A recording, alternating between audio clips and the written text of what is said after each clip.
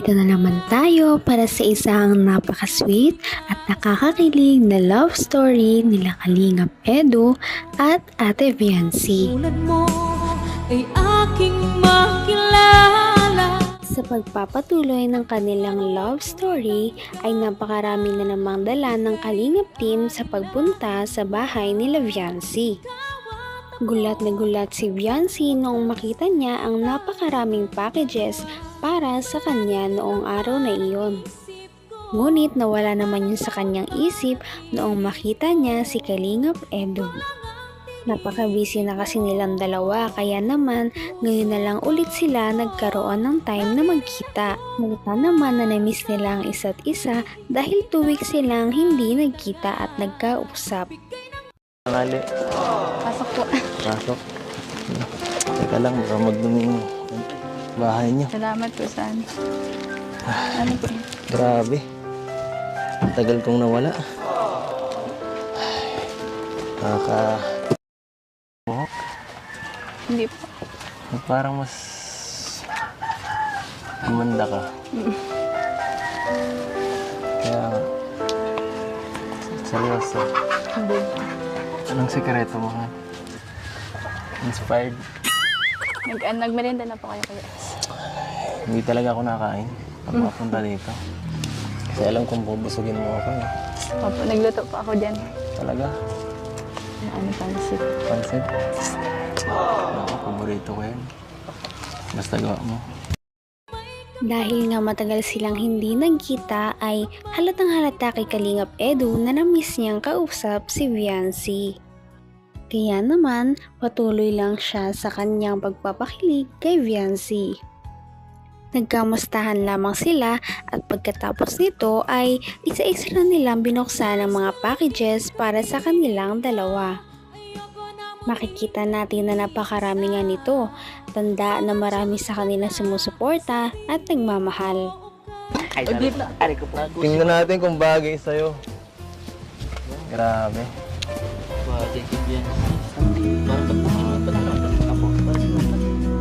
Bagay sa'yo.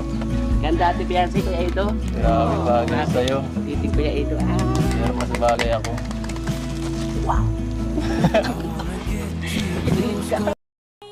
Bagay na bagay talaga ang damit kay Viancy dahil nagmamatch ito sa kanyang ganda.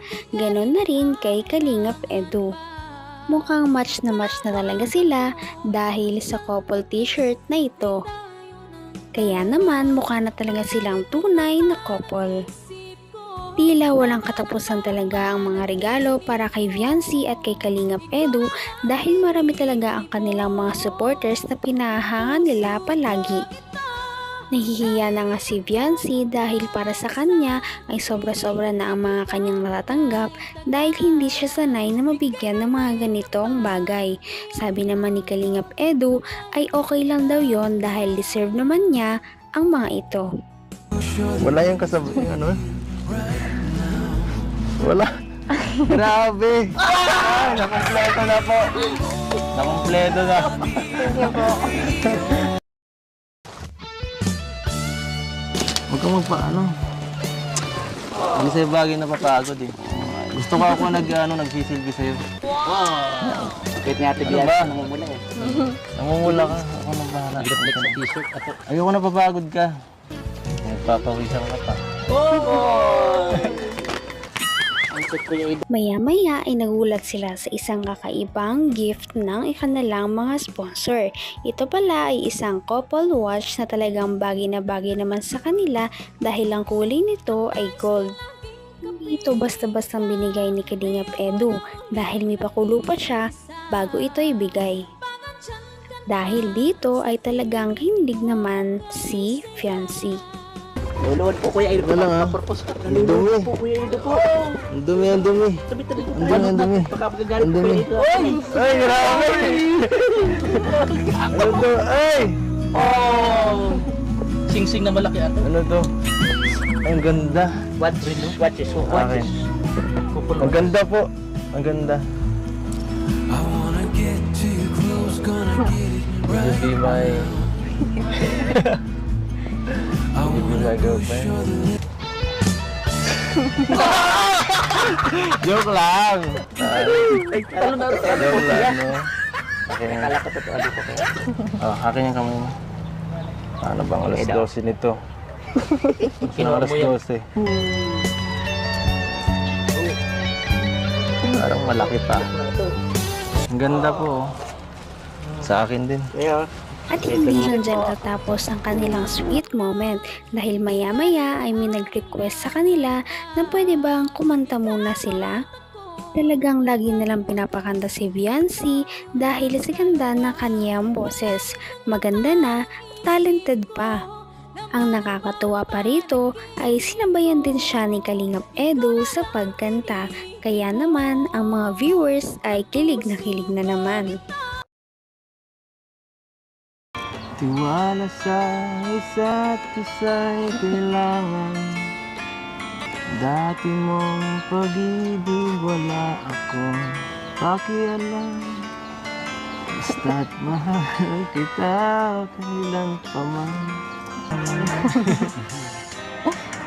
Mahal kita, pagkat mahal kita. Iniisip nila ay di mahalaga. Mahal kita maging sino ka man. After all the caring and the laughter, no one else like you. I am not a picture with someone I'm so in love with. Matapos ang kanilang sweet na kantahan ay nagutom na nga ang dalawa. Kaya naman ay pumunta muna sila sa labas ng kanilang bahay para naman magmerienda kasama ang ibang kalingap. Napakagalang din ni Kalingap Edu dahil nag-bless muna siya sa papa ni Ate Viancy bago kumain. Hanggang sa pagkain nga ay hindi talaga magpapaawat ang dalawa sa kaswitan.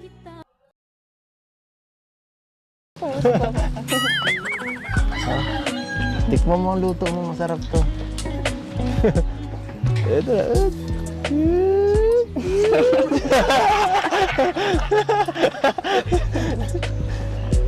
Mahira. Tikman mo isa lang. Sige, ano po.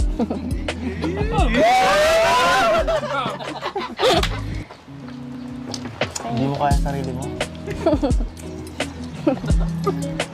Matanda na po. Hindi ko pa matandaan. Hindi nga kita eh. Matapos nilang mabusog ay time naman para mabusog naman ang iba. Ito ay dahil nagtawag muna sila ng mga bata doon at nagpamigay ng mga pagkain.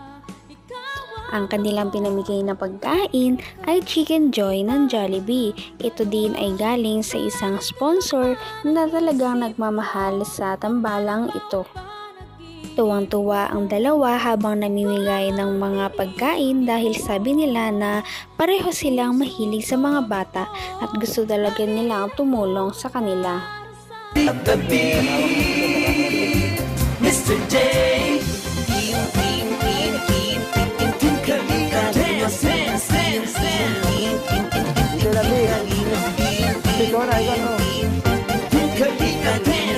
Sa pakiramdam pag nagaganto po yun. Oo, sobrang saya talaga. Nahilig ka rin tumulong sa ibang tao. Opo.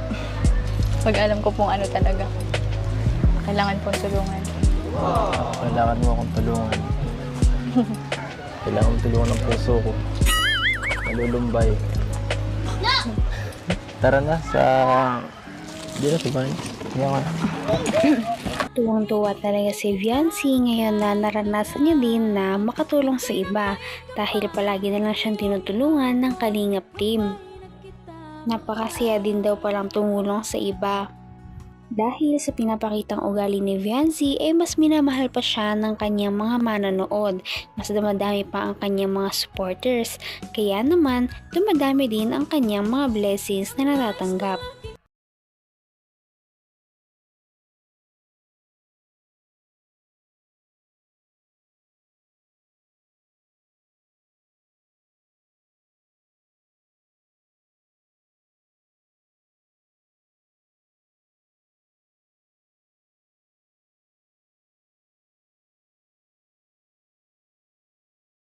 Grabe talaga magmahal kay Viancy ang kanyang mga supporters. Biro mo, nilibre pa siya ng pang-brace na nagkakahalaga ng 60,000 pesos. Kaya naman, yan ang ating aabangan sa mga susunod na video. Sana ipatuloy na din silang suportahan at mahalin para naman yumabong pa ang kanilang love team. Hanggang wakas ay tayo ng dalawa. May pag-asa nga kaya si Kalingap Edu kay Viancy? Yan ang ating aabangan sa mga susunod na video. Maraming salamat sa inyong panonood at pakikinig. Bye!